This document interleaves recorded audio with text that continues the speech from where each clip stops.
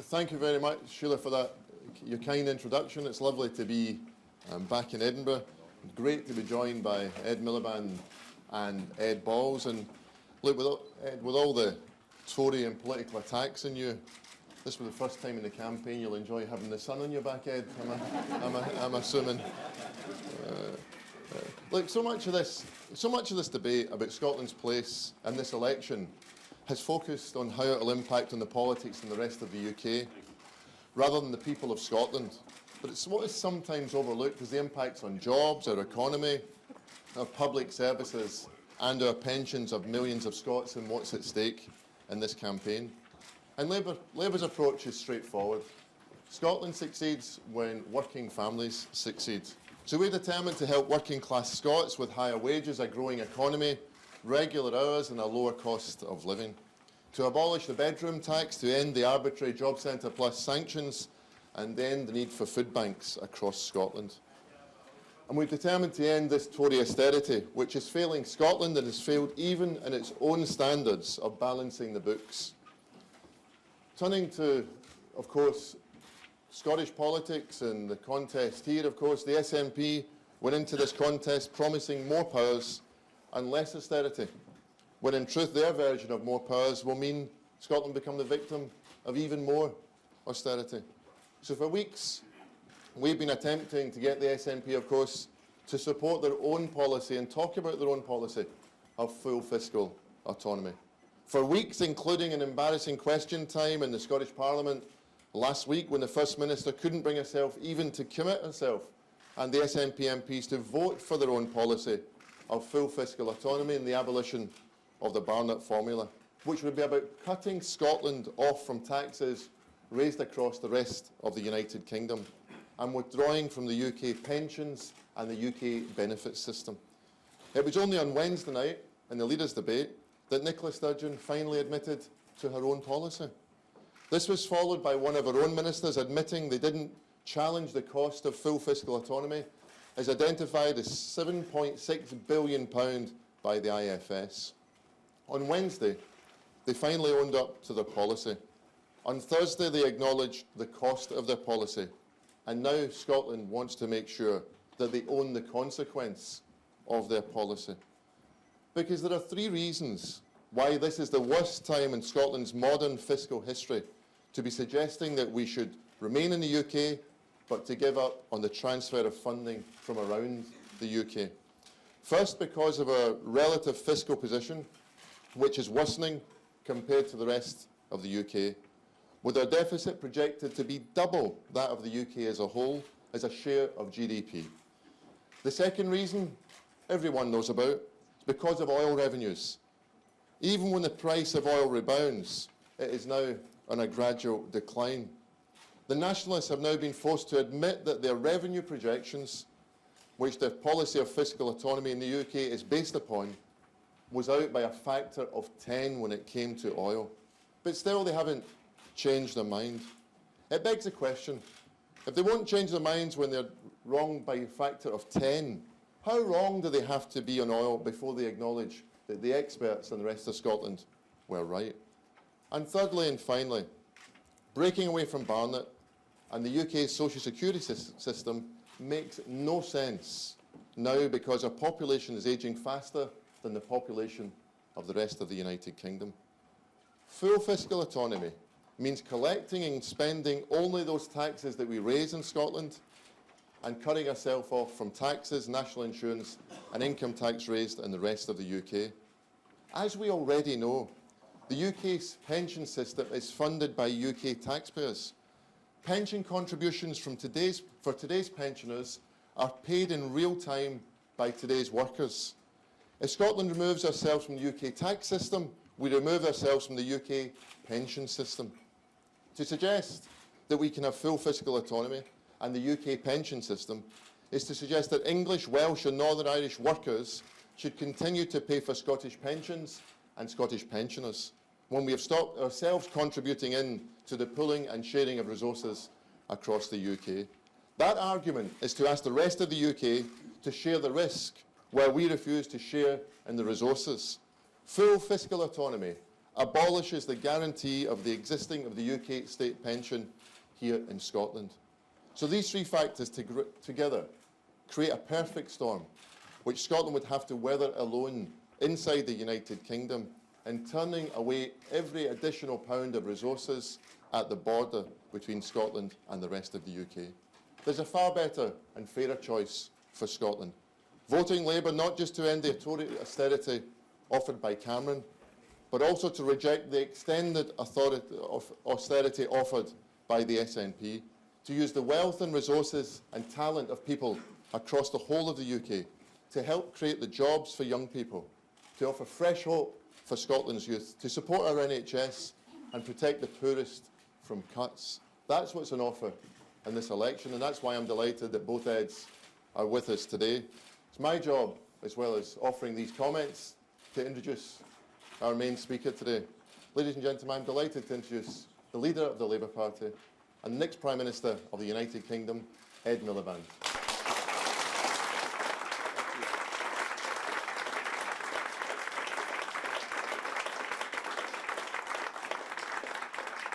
Well, Jim, ladies and gentlemen, thank you. It's great to be here in Edinburgh. It's great to be here with Sheila Gilmore, with Jim and with Ed. There are 27 days left until the general election, and it's clear this will be one of the most hard-fought elections anyone can remember.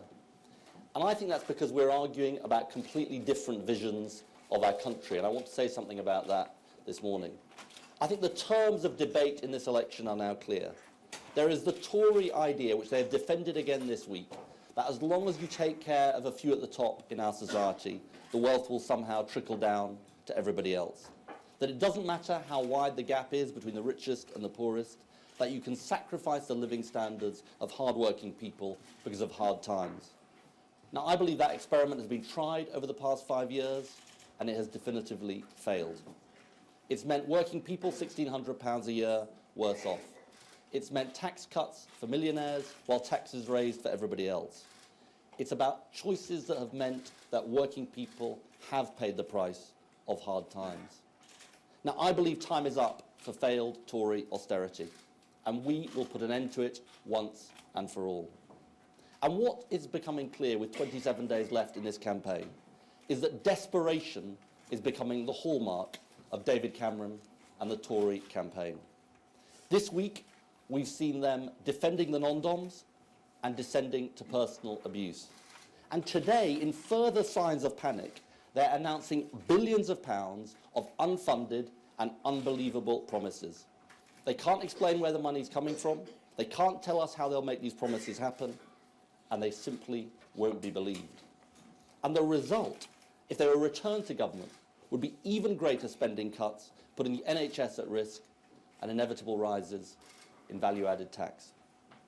The alternative is our plan, our better plan, costed and funded, supporting our young people with a jobs guarantee paid for by tax on the bank bonuses, strengthening our NHS throughout the United Kingdom with a mansion tax and money from big tobacco for more doctors and nurses, and making sure everyone plays by the same rules, abolishing non-dom status, raising the minimum wage to £8 an hour, banning the exploitation of zero-hours contracts, freezing energy prices so they can only fall and cannot rise. And this is a contrast not just with the failing Tory plan, but with the unravelling plan of the Scottish National Party. As Jim said, on Wednesday night, the SNP, Nicola Sturgeon, repeated her commitment to full fiscal autonomy, meaning an end to the pooling and sharing of resources across the United Kingdom. I believe this is one of the most significant events of the campaign so far in Scotland. Now, in a moment, Ed Balls is going to set out in detail exactly what it means. But full fiscal autonomy will mean a £7.6 billion hole in Scotland's finances. And today I challenge Nicola Sturgeon and the SNP to say how they will fill this £7.6 billion gap, which services will be cut, which taxes will be raised, and what cuts will it mean for pensioners in Scotland when they are taken out of the UK pension system. The SNP claim in this campaign to be proposing no reductions in spending, but in fact they are planning dramatic reductions in spending. They must now come clean. And this goes to the very heart of the choice in this election. I will never sell Scotland short by signing up to the SNP's plans. And I will never sell Britain short by abandoning the pooling and sharing of resources. Because this is a pooling and sharing of resources which benefits all parts of our country. Because we look after each other and we know we can only tackle the problems our country faces across the whole of the United Kingdom. You can't tackle tax avoidance unless you do it in every part of the United Kingdom. You can't take on the energy companies unless you do it in every part of the United Kingdom. You can't reform the banks unless you do it in every part of the United Kingdom. You can't call time on rogue employers unless you do it in every part of the United Kingdom. And that's why this election is about values. Labour stands for equality, solidarity, and working together. It's what I came into politics for. And so this is the choice at the election. A choice between a Tory party that believes we succeed by helping those only at the top. The SNP with a £7.6 billion funding gap, which will mean a devastating blow to working people, or a Labour Party with fully costed plans and the right values to change Scotland and change the whole of the United Kingdom. A Labour Party with a better plan for a better future. And now it gives me great pleasure to introduce the Shadow Chancellor, Ed Balls. Thank you very much.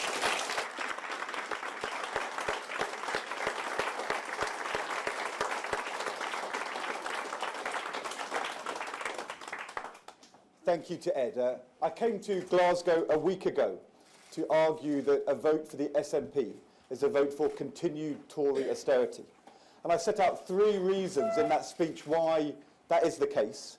9 days on, we can now clearly see that in every one of these arguments, the SNP and Nicola Sturgeon have confirmed that a vote for the SNP is a vote for continuing austerity. And that is what we set out today in our document. First, I said that you can't trust the SNP to deliver social justice in the coming year. I challenged the SNP, as Jim has done, to back Labour's fair tax changes across the United Kingdom. The higher bank levy, the mansion tax, the bank bonus tax, changes to pension tax relief for the highest earners, things which will fund extra investment in the NHS, in education, in jobs for young people. And they haven't done so. I highlighted the fact that as the independent National Institute for Economic and Social Research has confirmed, that despite all the SNP's public demands to end Tory austerity, in fact, Scottish Government documents reveal that the SNP have publicly committed themselves in exchanges between the Scottish Government and the Treasury to a 0 rise in spending in 2015-16. Once again, the SNP have not refuted that truth. The fact is, only Labour in Scotland has a fully funded plan to deliver social justice, an £800 million plan for additional spending paid for through the fair changes the SNP won't back. The fact is, whether it's voting against the living wage, cuts to college places, their plans to scrap the block grant, the central mission of the SNP has never been to deliver social justice and make Scotland a fairer place. 9 days on, it's clear you can't trust the SNP to act in the coming year on social justice. I highlighted the second reason last week in Glasgow why a vote for the SNP is a vote for more austerity, that a vote for the SNP makes it more likely that David Cameron will stay in Downing Street. That is the choice Scottish voters face in the general election. Every vote for the SNP is a vote which makes it more likely we'll have a Tory government after the general election and that Tory austerity plans will continue. The fact is that the SNP won't admit, unless Labour wins, we'll get a Tory government back. That may suit the SNP, but that is not fine for the people of Scotland. Because David Cameron and George Osborne are planning, as they set out in the budget, spending cuts in the next Parliament which are deeper than the spending plans we've seen already in the last 5 years. Deeper, risky cuts, which would mean in Scotland a further cut of £1.5 billion a year for the Scottish Government grant if the Tory plans go ahead. Which brings me to the third reason why a vote for the SNP is a vote for continued austerity. On Wednesday night, Jim Murphy finally got Nicola Sturgeon to admit the truth. After all the wriggling, the fact is the SNP are committed now to a fiscal approach for Scotland which rejects the pooling and sharing of resources across the United Kingdom. That doesn't just mean scrapping the Barnett formula, damaging as that would be. Fiscal autonomy within the UK means much more. It makes it impossible for Scotland to end Tory austerity. The SNP's proposals, revealed for the first time by the SNP and Nicola Sturgeon this week, would cost billions of pounds for Scotland. The Independent Institute for Fiscal Studies have confirmed the SNP plans for Scotland would mean £7.6 billion of spending cuts and tax rises. This is what they say. Scotland's projected deficit in 2014-15 is now 4.6% of GDP, higher than that for the UK as a whole. In cash terms, that is equivalent to a gap of £7.6 billion. And the SNP are not challenging the IFS numbers. This is what the SNP Minister, Mr Derek Mackay, said yesterday. He said, "I'm not challenging the work the SNP has done." The SNP are not challenging that £7.6 billion budget gap. The action necessary to put that right would be hugely damaging for living standards and public services in Scotland. The SNP try to argue that they can make this up by increases in economic growth. But our document, which we're publishing today, shows the SNP would need to literally double the growth rate in Scotland in the next 5 years to close that gap. Scottish GDP growth would need to be 5.3% a year. That's not just double the expected growth rate for the UK in the next 5 years, it's double the global growth rate expected worldwide for all advanced countries. The sums don't add up. The fact is that £7.6 billion gap would mean a 12% cut in spending here in Scotland. That would be a spending cut on the SNP plan in the next Parliament twice as big as the spending cuts Scotland has had to deal with in this Parliament. And it's not just the Scottish Government budget, this is UK and Scottish Government spending here in Scotland which would be subject to the cut. That includes not just a block grant, but also spending on items like pensions. If that 12% cut fell equally across all Scottish spending, that would mean a cut in pension spending in Scotland of £1 billion. £1 billion cut to the state pension here in Scotland. The reality is that 1 million Scots whose state pension is currently guaranteed by the United Kingdom would on those plans see their pension cut. A cut of £18 a week, £940 a year on average, cut to pensions for the 1 million Scottish pensioners today. The SNP can't pretend there's some magic route out of this. They've accepted these IFS figures. And our document, which we are publishing today, makes it clear this is about an ideological fixation on fiscal autonomy within or outside the United Kingdom. It is the inevitable consequence of what Nicola Sturgeon said yesterday. It's not full fiscal autonomy with the SNP. It's not full fiscal autonomy. It's full fiscal austerity if the SNP plans go ahead in the next Parliament. The fact is, Jim did this week expose the truth about the SNP plans. Their numbers do not add up, and the SNP plan would mean continuing austerity in the next Parliament. As I said last week, the biggest lie in this general election is the claim that the SNP are the anti-austerity party, when we make clear today full fiscal autonomy, full fiscal austerity. The SNP are the extended austerity party in Scotland in the next Parliament if they get their way. That is why the only way to end Tory austerity in Scotland is by voting Labour in the general election. Thank you very much.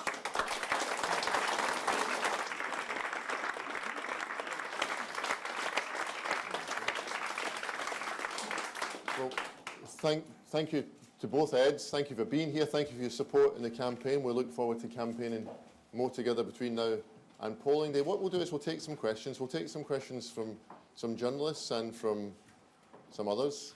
some people. But why don't I start this? It's only journalists with their hands up at the moment, but they're also people, so why don't we just go with that? And we'll challenge that assumption by the question. Now, not everybody in the audience knows everyone. You're all famous. But you can just remind folk in the audience who you are, Sophie. Yep. Thank you. Sophie Ridge, Sky News. This is a question for both Ed Miliband and Jim Murphy. Mr. Murphy, you've made a great play about being your own man, about being separate to the Labour Party in Westminster. Ed Miliband, are you more of a hindrance than a help north of the border? Really, I don't see it that way. Look, I think that we're setting out the big election choice. And you know, what you've heard today is the real choice at this election. You can either have a Labour government or a Conservative government. And what we're exposing today is, you know, let's ask the Scottish people, you want to end Tory austerity. What is the way to do that? What we've shown is that the SNP are going around in this campaign claiming that they're going to end Tory austerity and they're going to extend it. And that is the devastating consequences of what Jim got Nicola Sturgeon to admit on Wednesday night, that she still wants full fiscal autonomy. And there's no two ways about it. It's independent figures that are showing that. And just to say, Sophie, I'm going to be here a lot during the rest of this campaign because this is of huge consequence for the people of Scotland and the people of the United Kingdom. I'll do all three of you. How about that? Now I'll answer yours in a wee sec. Yep. Brian, you've been quiet so far. Why is that? My hand up, Jim. You're ignoring me as ever. Oh. Lucy Manning, BBC News. Isn't the fact that whatever you say about the SNP, the polls suggest that you are facing wipeout in Scotland? Well, let's see what happens on May the 7th. I've got an old-fashioned view, which is nobody's voted in this election yet, and people are still making up their minds. And I think lots of people, not just in Scotland, but across the United Kingdom, are thinking about what outcome they want from this election. And look, what I would say very clearly is if people want to see the back of a Tory government, and lots of people in Scotland do, there's only one way to achieve that. There's only one way to see the back of a Tory government, and that is to vote Labour. And the SNP have a very strange argument, which is they want to see the end of a Tory government, they claim, but the means of doing it, apparently, is not to vote Labour. Not to vote Labour here, not to vote Labour in England, not to vote Labour in Wales. That is a very, very strange argument, and it's a wrong-headed argument. And so, as I say, one way to get rid of a Tory government is to vote Labour.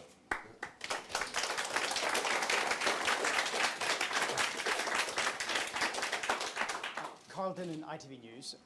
You've clearly got a great big problem here in Scotland. You think today you've got quite a big answer for it. Why aren't we seeing you out on the streets of Scotland putting that argument to voters yourself?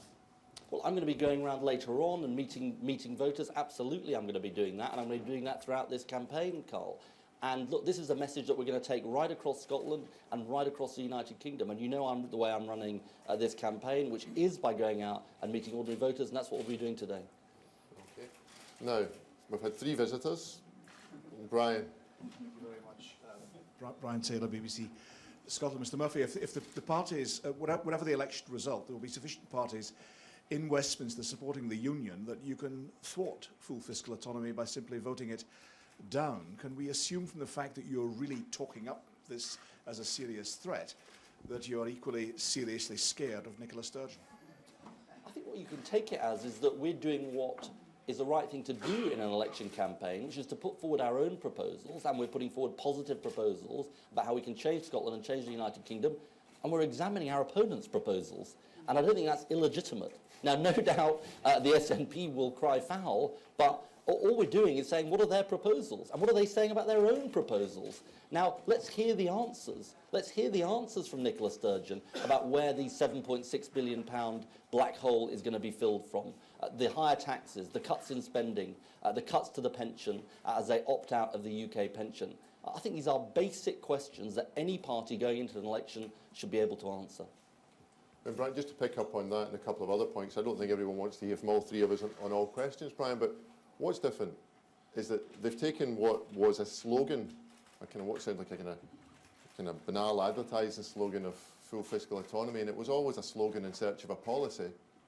And they've acknowledged in the debate on Wednesday evening that they've taken this slogan into a policy and they will vote for it. And it collides with some truths.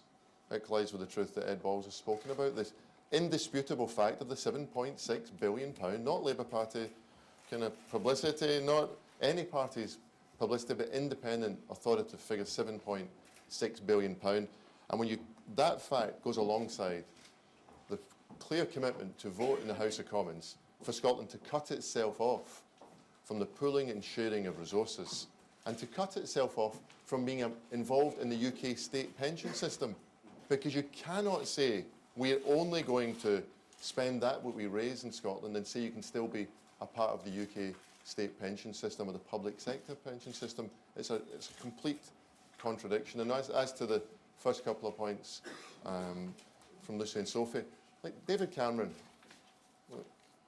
with a Scottish sounding surname as a Prime Minister, entirely out of touch with the nation of his ancestors. And he can't win seats in Scotland.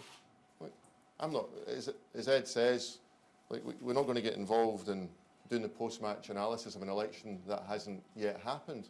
But one thing that appears clear, and is based upon all recent history, is David Cameron can't win seats in Scotland. So he needs someone else to beat the Labour Party for him. And he's cheering on the SNP each and every day because he can't win in Scotland, and he's using the SNP as his little helpers in this election here in Scotland. Now, we'll come along here. Yep. Sorry, we'll do the back row. Yep. And just again, folks. Thank you very much. Gary Gibbon from Channel 4 News. We've done a poll on tactical voting here. Tactical voting could make a difference in Scotland, potentially, or it could help your party.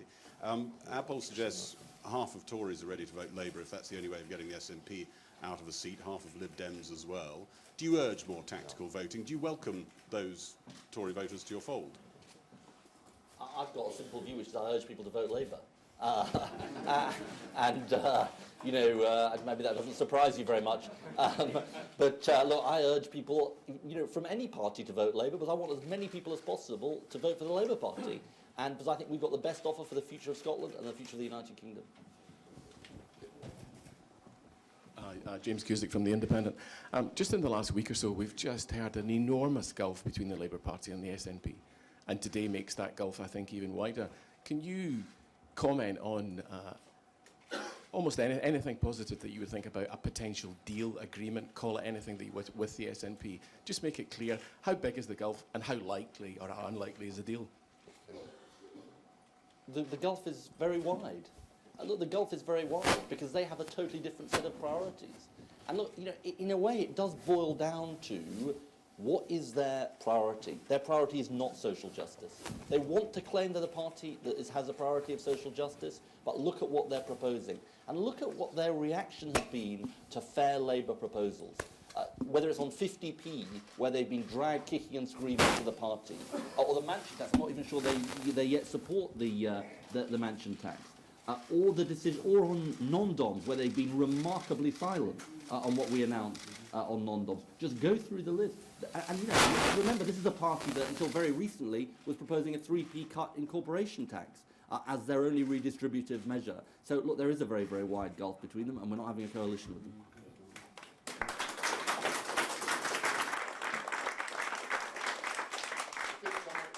Someone who arrived too late to get a seat.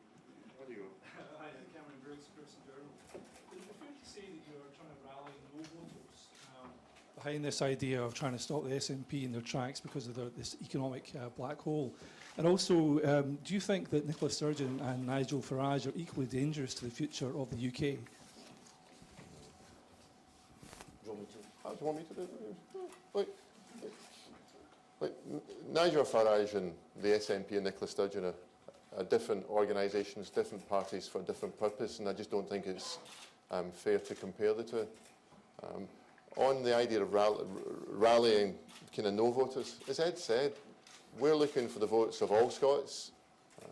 This vote isn't about last year's disagreement, it's about this year's decision. Who do we want as Prime Minister of the United Kingdom? And it's how do you build a fairer Scotland? So it isn't about last year's disagreement, it's about this year's decision.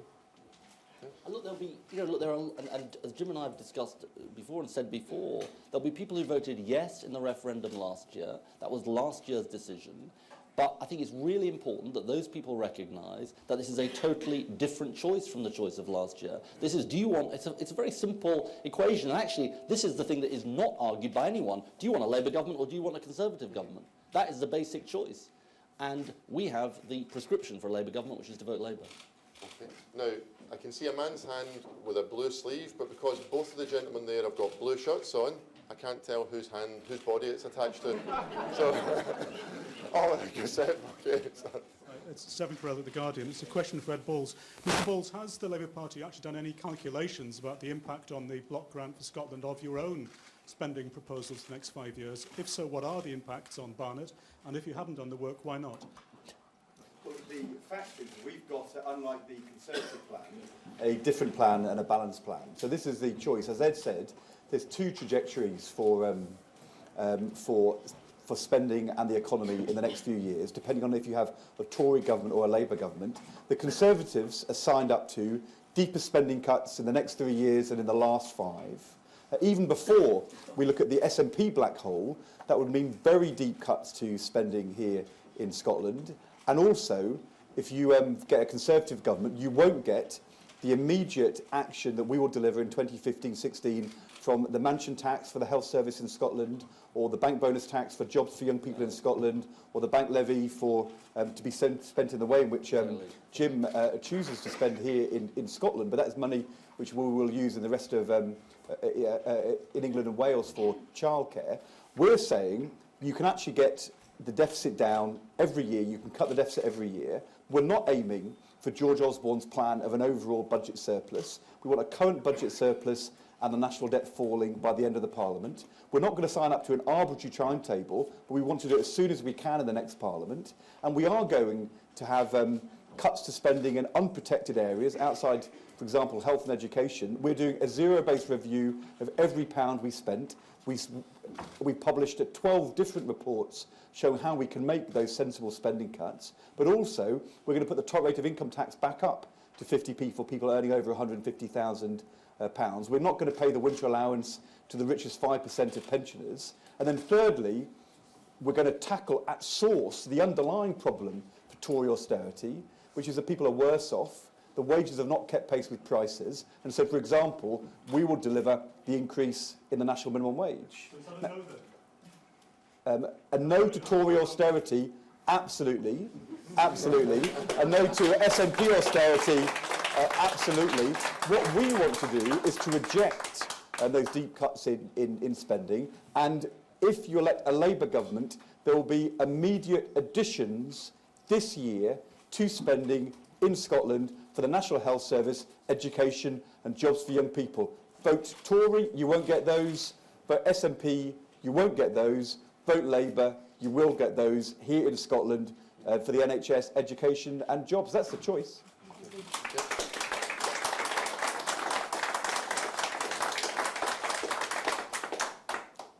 Andrew Nicholl from The Sun. Mr Miliband, I think everybody in the room would agree that you've presented a very devastating case of the SNP policy. Excellent, thank you. But we look forward to reading it in tomorrow's Sun. But have you not also, by That's a blocking great it, question. Yeah. have you not also, by blocking it, defused it? Would it not have been a bit more savvy to say that if we vote for this, we would get it, because you've now made it safe to vote for the SNP because it's not going to happen?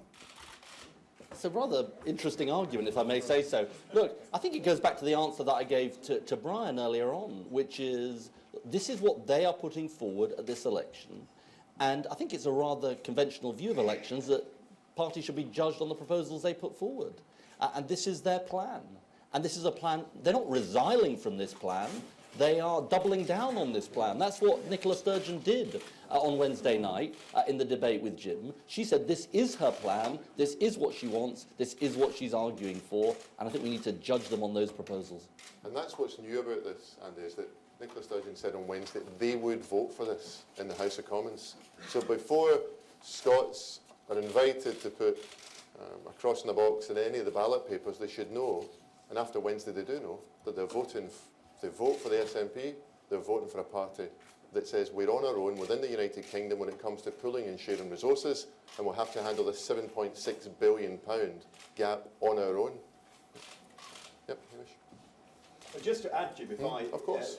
If I may, if you take that SNP plan to that 7.6 billion cut, extending austerity, we don't agree with it because we think that's the wrong approach.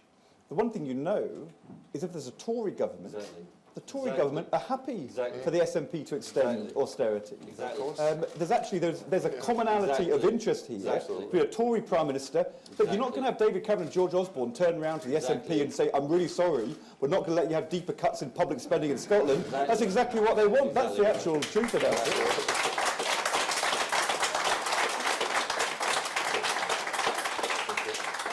Hamish MacDonald from The Times. A question for Mr Miliband.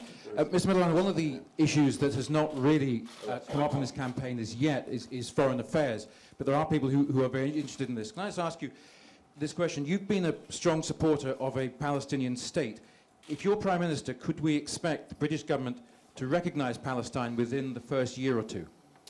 Look, what we said, there was a vote in the House of Commons, which you will remember, on the principle of recognition, and we voted for that, and that was consistent with the principle we'd previously taken when it came to a decision at the United Nations, where I believe the British government abstained, the current government, and we said we would have voted for it. But what we said at the time of that vote was that that was a vote for the principle of recognition, and clearly a decision about when recognition would take place was dependent on how it could constructively help negotiations. And I'm not going to get into today speculation on when that would precisely be. That's a judgment we'll have to make at the time.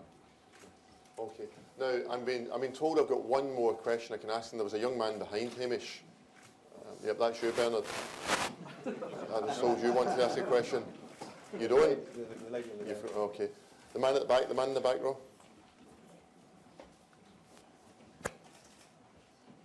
Sorry, Bernard, I was told you wanted to ask a question. You asked enough on Tuesday night, I guess. Yeah. Andy Phillip from the Daily Record. Question for Ed Miliband. You said that the independence question is settled, despite 45% voting yes last year. Are you not in danger of undermining Jim's attempts to win back former Labour supporters who voted yes? Well, you know, the interesting thing about this, Andy, is that I'm simply saying what the SNP have said. I mean, look, the SNP said at the time of the referendum that this would settle the question for, I think they said, a generation and a lifetime. That's right, a lifetime. That was what they themselves have said. And so, you know, I think what we're simply doing is holding the SNP to their promises. And I've got to say that as somebody observing the debate on Tuesday and Wednesday night, when Nicola Sturgeon got back into this question and gave her sort of slightly flanelling answer, I don't think she got a great response from the Scottish people in the audience. And I think that says something about the mood of both the British people and the Scottish people as well. Absolutely. Well, just to finish on this, because we've been signalled that time's up, I'm sorry to those people who didn't get to ask the questions. I'm sorry to all the real people who didn't get to ask their questions, but we want to take the journalists firstly. Just on this issue about social justice and other matters that have been raised, and the full fiscal autonomy.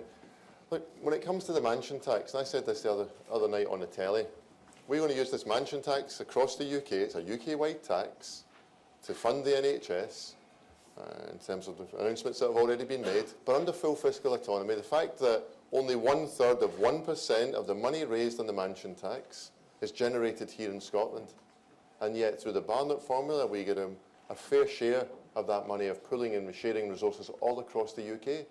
Now the SNP have said, by voting for full fiscal autonomy in the House of Commons, they would vote for Scotland only to get 1/3 of 1% to fund public services here in Scotland. I'm saying this for the benefit of the journalists, perhaps, who are on the UK-wide election tour, and that's what they've voted for.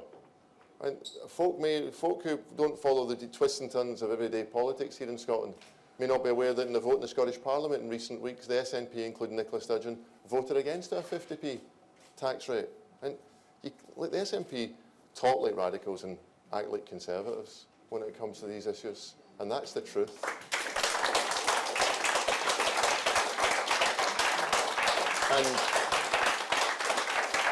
And just the final thing to say is that look, this isn't a rerun, as Ed alluded to and I've spoken about, this isn't a rerun of last year's vote. So Andy, the point that was raised by someone towards the end there, like, people who voted yes or no in last year's referendum want change. They were crying out for change. There was a disagreement, and an honest, passionate disagreement about how we got that change in our country. Our appeal today is to those people who still want that change, who still believe in that sense of social justice, who want to help make Scotland and the United Kingdom the fairest nation on earth. We have the chance on May the 7th to deliver that sort of change, but it's a change that can only come with a vote for the Labour Party and the election of a Labour government. Thank you very much.